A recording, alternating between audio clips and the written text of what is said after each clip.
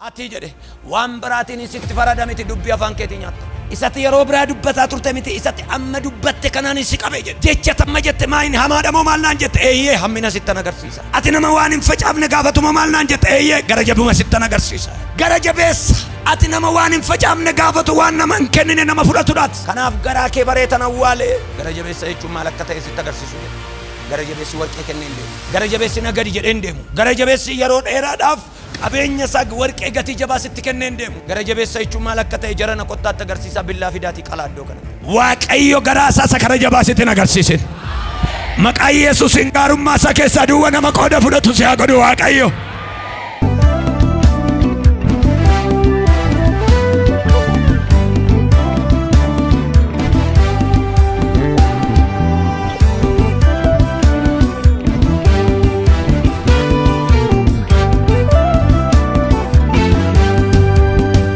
Macaafa Iyyoob boqonnaa lama lakkoofsa 10 gaafa ilaaltanu kana hundumaa keessatti garuu Iyyoob jecha hamaadhaan Waaqayyotti hin balleessineedha. Haleluuyaa. Kana hundumaa keessatti rakkina kana hundumaa keessatti dhalli jaraa duuteetti kana keessatti horiin jalaa harca'eera kana keessatti madaadhaan rukutameera kana keessatti Iyyoob garuu jecha afaan isaatiin Waaqayyoon takkaayyuu hin gaddisiisne. Iyyaati halleluuyaa jedhama. Ammas gaaf tokko warri Waaqa irraa ilmaan Waaqayyoo jedhamanii fuula Waaqayyoo duratti argamuudhaaf hin dhufan. Waaqayyo ati eessaa dhufte jedhee seexanicha hin gaafate. Seexanni immoo lafarra asiif achi oliif gadi deddeebi'aa tureen dhufa jedhee Waaqayyoof deebii kenne. Waaqayyo yommuu seexanichaani Iyyoob garbicha koo irra yaada kee keesseeree biyya lafaarra namni akka isaatii hin jiru inni hirrina kan hin qabne nama qajeelaa nama ana Waaqayyoon sodaatu nama waan hamaa irraas gorudha.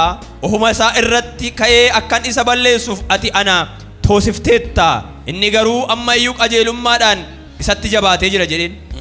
Yommuu seexanni deebisee Waaqayyooni inni fayyaa isaatii gogaan isaa iyyuu hin tuqamne inni fayyaa isaati gogaan isaa iyyuu tuqamee hin beeku namni wanta qabu hundumaa lubbuu isaaf hin kenna mee harka kee ol fuudhiitii lafee isaa fi foon isaa rukuti lafee isaa foon isaa rukuti inni iyyuu mul'inatti si arrabsaa jedheen inni iyyuu dirree irratti si arrabsaattiin jedhe. Waaqayyo seexanaani kunoo harka kee keessa jira kunoo dhukkubni rakkinni harka kee keessa jira waa'ee lubbuu isaaf garuu of eeggadhu jedheen lubbuu isaatti buutee garuu of eeggadhu jedheen. Kana booddee seexanni fuula Waaqayyoo duraa ba'ee adeeme. Kana booddee seexanni fuula Waaqayyoo duraa ba'ee deeme. Iyyoobiin faana miila isaatii amma gubbee mataa isaatti madaa'uun hin rukute. Iyyoobiin faana miila isaatii amma gubbee mataa isaatti madaadhaan rukute. Iyyoobis qiraacii ittiin of hooqu fudhatee qiraacoo ittiin of hooqu fudhatee daaraa keessa hin taa'e. Haati manaa isaa immoo ati ammayyuu qajeelummaa keetti qabamtee jirtaa? Ati ammayyuu qajeelummaatti qabamtee jirtaa? Waaqayyoon arrabsii du'i jetteen. Waaqayyoon arrabsiiti du'i jette. Iyyoob garuu isheedhaanii ati akkuma dubartiin gowwaan dubbatti dubbattaa? Ati akka warra dubartoota gowwaatti dubbattaayi? Wanta gaarii hoo Waaqayyo harkaa hin fudhannaa? Fayyaa hoo Waaqayyo harkaa hin fudhannaa? Wanta hamaas immoo hin fudhannuuree jedheen. Maal hamaa yoo nutti dhufe hin fudhannuuree jedhe. Kana hundumaa keessa Iyyoob waa dubbatee hin yakkine. Kana hundumaa keessatti Iyyoob hamaa dubbatee Waaqayyoo maal hin goone? Waaqayyo irratti hamaan hin dubbatamu. Hin jedhamu waan ta'eef akka jedhe Iyyoob. Ati akka dubartoota warra kaaniitti dubbattaa warra dadhabootti dubbattaa akka warra Waaqayyoon hin beeknetti dubbattaa Waaqayyo irratti hin dubbatamu. Waaqayyoon akkamitti arrabsama? Waaqayyoon akkamitti arrabsama? Waaqayyoon akkamitti hin dandeessu jedhama?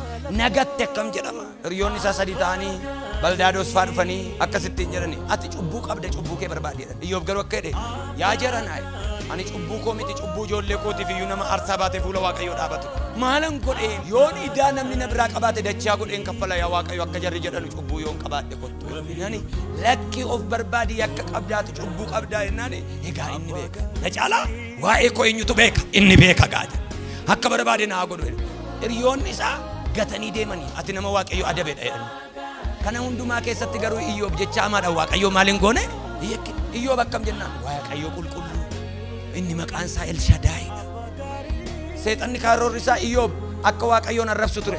Mul'inatti si arrabsa otoo ati madaadhaan rukutteedha. Haadha manaa keessa galee yeroo durduriis Addaamiin gaafa lolu Addaamiin gaafa qoru haadha manaatti gale seexan hammas dhufee haadha manaatti gale rakkina isaa keessatti haati manaa kottuu na dhageessa yoo ta'e Waaqayyoon arrabsii du'i jette. Karaa lama waan lama ilaaluun gaariidha. Positively dubartii kana kananii ilaalee fi Al tokko beektu sin namni gaafa lafarratti tasa kaayyoo kanatti otuu du'e.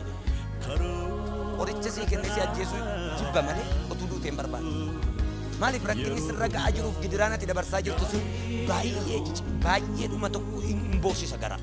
Kanarraa kan ka'e namichi kun yoo maal godhe du'a jettee yaadde haduu bakka. Ija koo duratti akka kana giraacoodhaan maaliif giraacoodhaan ofoo kanaan hin jettu ati qeensata irraa dhume. Bubuqqa'ee dhumeetu rakkinni itti guddachuu irraa kan ka'e rifeensi mataa isaa irraa dhumee tortoreetu iyyoo abiddatti galeedhaan siree irraa bu'e.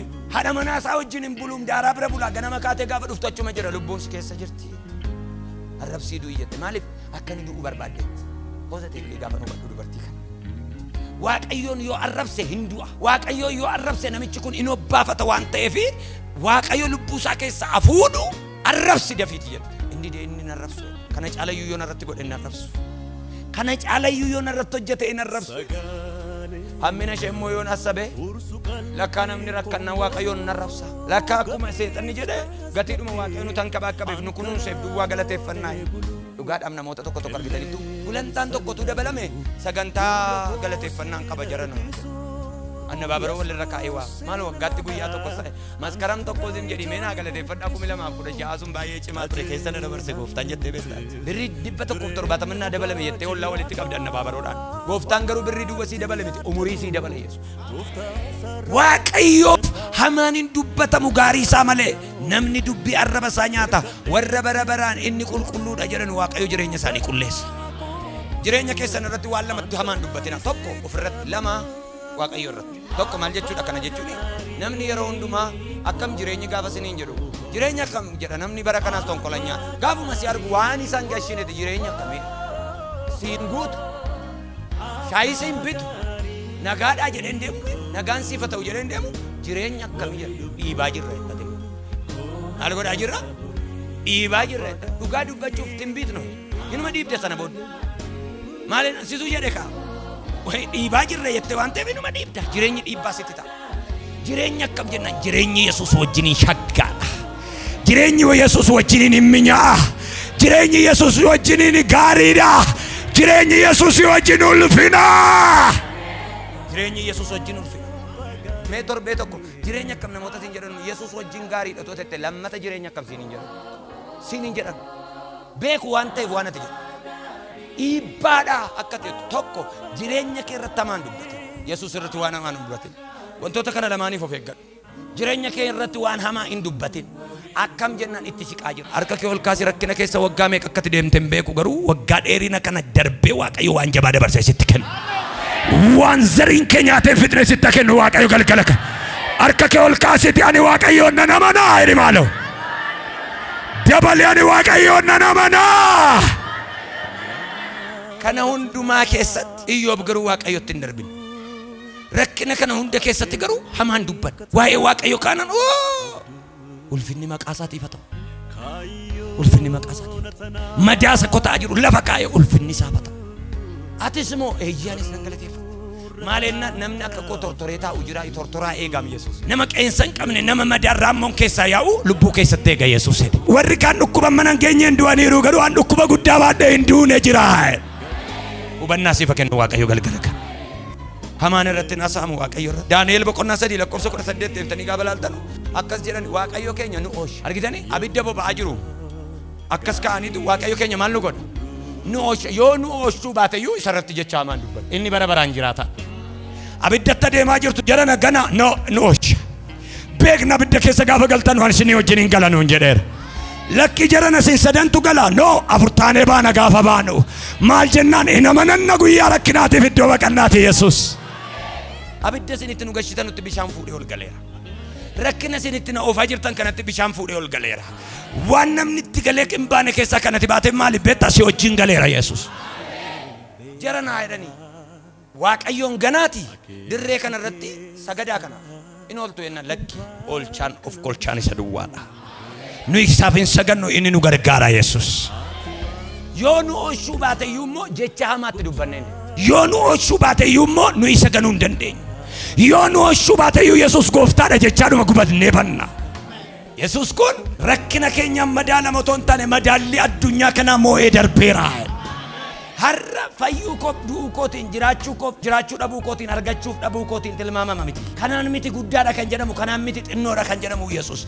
Inni bara baraan gooftaa bara baraan guddaa akka ta'e caafamee darbeera maqaansa. Jirana dubbadhaa waan namaa tokko dubbadhaa Waaqayyo irratti dubbadhaa Waaqayyoon arrabsaati isiniif adarbu. Waaqayyo oolchaadha. Waaqayyo of kolchaadha. Yoo nu oolcha beekna la nu oolcha. Garuu yoo didee fedha koo miti jedhee nu oolchuu baateyyuu inni hin ganamu. Inni irratti naasa'amu. Waaqayyo irratti taasofne hin banu. Haasa'a hin haasofne. Ati gooftaa miti jedhani hin bafisuu. Maa hin jedhe gooftaa. Eeyyaati gooftaadha jedhame. Hin beeku wanta si gansiisu yoo dhufe maqaa Yesuusiin isa si gansiisuu dhufe sana ganiyafi.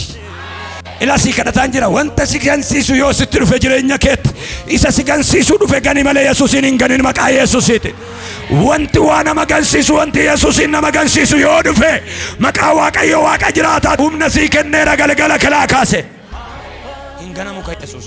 Hamaan irratti naasa'amu ka. Nama si bira jiru gaarummaa isaa malee hamaa isaan dubbatiin jedhin maaloo. Hamaan isaa hin dubbatamee hin beeku jedhin. Wangel Luqaas boqonnaa 20 lakkoofsa 22 namichi kun nama sadiitti deeme isa tokkotti 5 isa tokkotti 2 isa tokkotti 1 kennee deeme jarri kaan dabilii eebbifamanii caalaa dachaa guddatanii dhufanii fuula gooftaa isaanii gaafa dhaabbatan inni kun garuu akkas jedhe ati hamaadha jecha afaan isaa laala namni jecha afaan isaa nyaata waan ati jette sana sii kenna Waaqayyo gargaaraadha gaafatettu orma dhaqee gargaara miti suma gargaara dabale Waaqayyo oolchaadha gaafatettu nama biraa oolchee sitti agarsiisa miti suma oolchee agarsiisa Waaqayyoof hin danda'ama nama eebbise otette ormatti dhaqee hojjeta miti sirratti eebba dhangalaasee agarsiisa Waaqayyo hin danda'amu hin danda'u ani gombisaa badhaadhummaa koo banee isin nan eebbisaa jedhama Macaafa Qulqulluu hojii harka keessaniitti immoo eebba nan ergaa hojii harka keessaniitti maal nan ergaa atin hojjet malee eebba kan ergu eenyudha Waaqayyoodha hojjechuun ga'ee keeti eebba erguun Waaqayyooti hin budduksita hin dhumin kan jedhu Waaqayyoodha hin ammaarratta achuma turi kan jedhu Waaqayyoodha galgala kana kaasetti si qabu galgala kana bara kanatti waan gurguddaa dubbatee Waaqayyo waan baay'ee natti agarsiiseera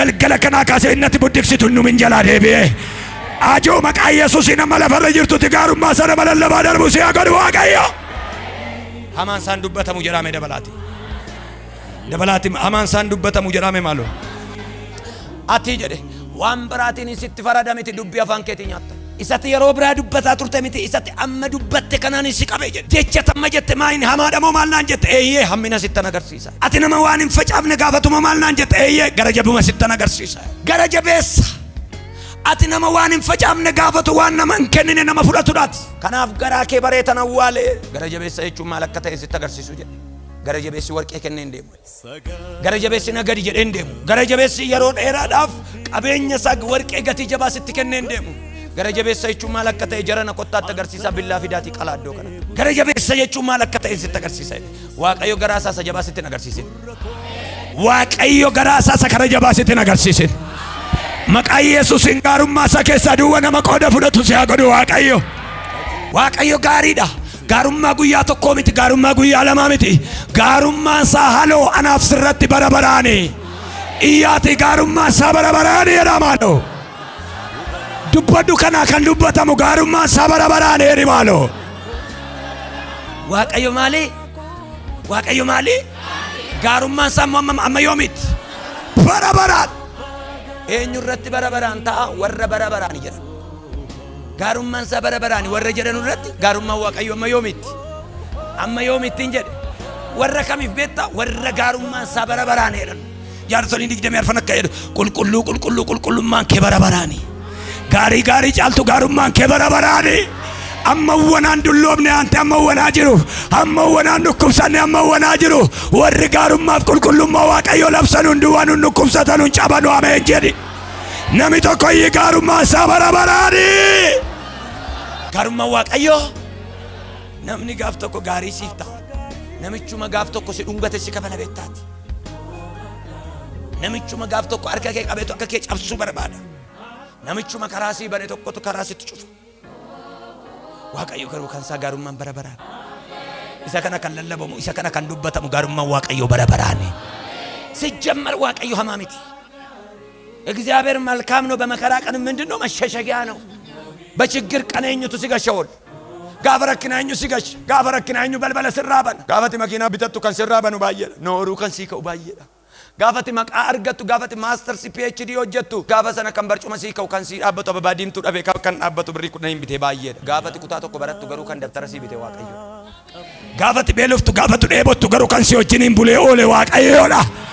Gaafa sana miti gaafa rakkinaa namni balbala namarraan banu Yesuus ilmi Waaqayyoo garuu gaarummaan isaa bara baraani. Gaariidha guyyaa rakkinaattis iddootti baqannaa. Haloo guyyaa rakkinaatiif jettanii gaaf tokko namoota harkaa guyyaa rakkinaatiif jettanii mee birrii kana achi kaa'attan jennaan namni hunduu achi kaa'e. Halka kaasee harka isaa meeqa qabda jennaan 5,000 atoo jennaan 10,000 mee atoo meeqa qabda jennaan 20,000 maal keessaa si baasa jiran akka 20,000 guyyaa maaliitiif guyyaa rakkinaatiif warri akka koo Yesuusiin guyyaa rakkinaaf achi kaa'attan warri akka koo guyyaa dhiphina keessaniif Yesuusiin achi kaa'attan iyyaa lafarraa isaati ani guyyaa rakkinaatiif Yesuusiin duwwaan qaba jedhaa maaloo.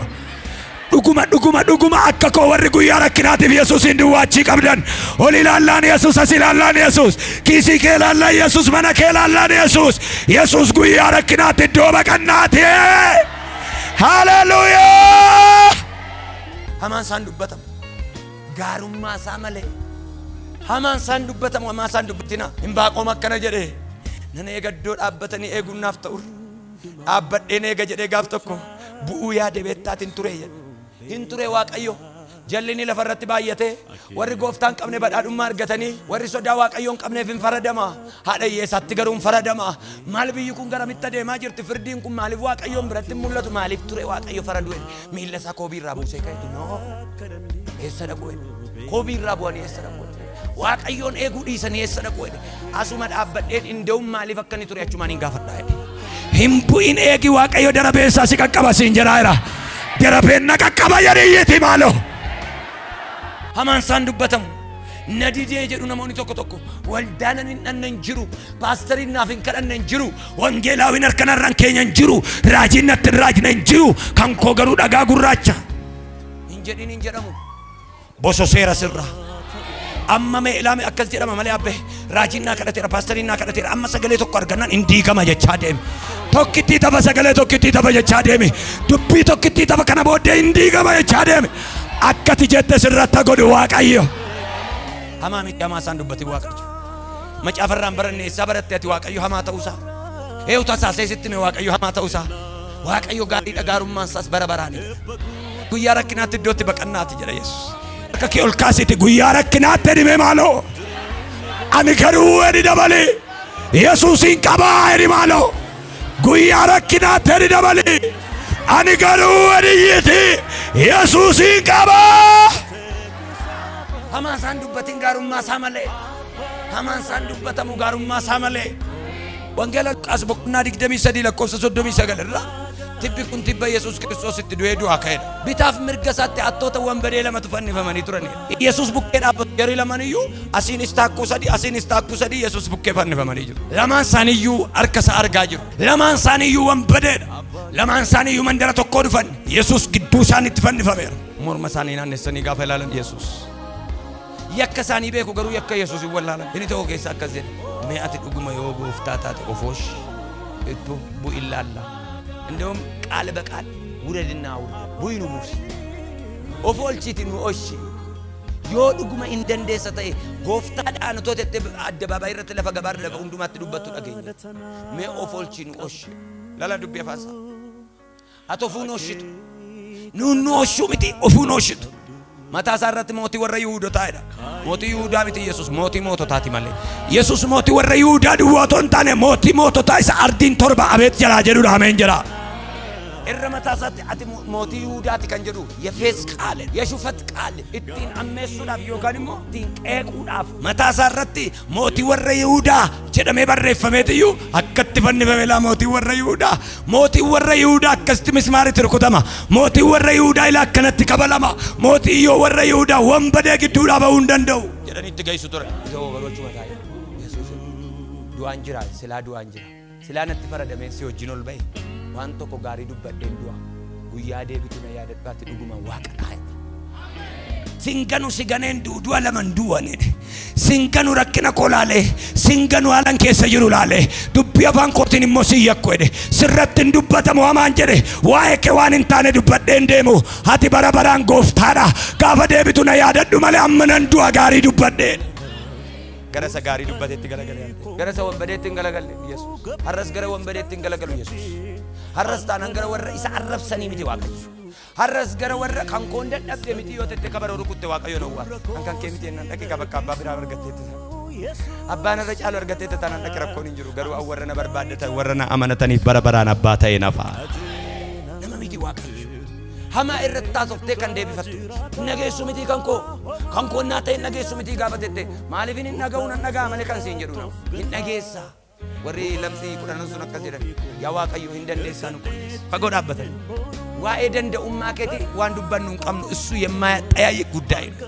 Danda'ummaa kee irratti gaaffii hin qabnu yoo barbaadde garuu nu maari nu qulleesseedha. Hin dandeessaanii fi yoo dandeesse hin garaagara. Warri hin dandeessa Waaqayyoon jedhan dhimmi isaanii dursee hojjetame. Natti ulfaate malee Waaqayyoof salphaadha. Iyyaati natti ulfaate malee jedhame maaloo Waaqayyoof salphaadha jedhama. Dabalaati natti ulfaate malee jedhama maaloo. Dabalaati natti ulfaate malee jedhama maaloo. Waaqayyoof salphaadha jedhama. Hamaa godhee dubbata Waaqayyo irratti. Hamaadha. Jecha hamaa irratti baasa. Ati si mootii Yihuudaa. Of oolchuu hin dandeessu Yihuudaa guutuu miti. Of hambisuu hin dandeessu nu hambisuu miti. Ati moo jedhee qubatti qaba. Inni ta'uu garuu itti galagalee abbaa koo na yaadadhu maaloo. Ani nama cubbuudhaan dhufe as ga'edha. Jireenya koo kana booddee sitti kenna.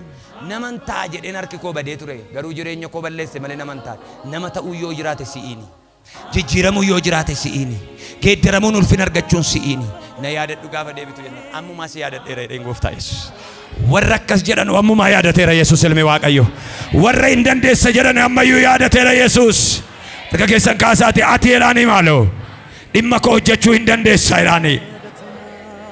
Kanaaf gaarummaa isaa malee hin dubbatina. Hamaan isaan dubbatamu. Warri hamaa isaa dubbatanii moo ani hin jiranu takka. Gaarummaa isaa warra dubbatan duwwaa harka keessa gashate Yesuus. Ati koo jedhan. Ati koo waan hundumaa keenya warra jedhaniif waan hundumaa ta'e Yesuus. Warra ati koo gargaaraadha jedhaniif warra Waaqayyo oolchaadha jedhaniif oolche Waaqayyo. Daani'el faa Waaqayyo oolchaadha. Of kolchaadha. Oolchaa duwwaa otoo hin taane maaloodha? Of kolchaadha irra darbeedha. Oolchaadha jedhanii oolaniiru oolchaadha jennee oolanus. Gargaaraadha jedhanii gargaaramaniiru gargaaraadha jennee gargaaramnanus. Na wajjin ta'eera jedhanii ta'eera wajjiniin na wajjin ta'eera jennee nu wajjin taane wajjinis.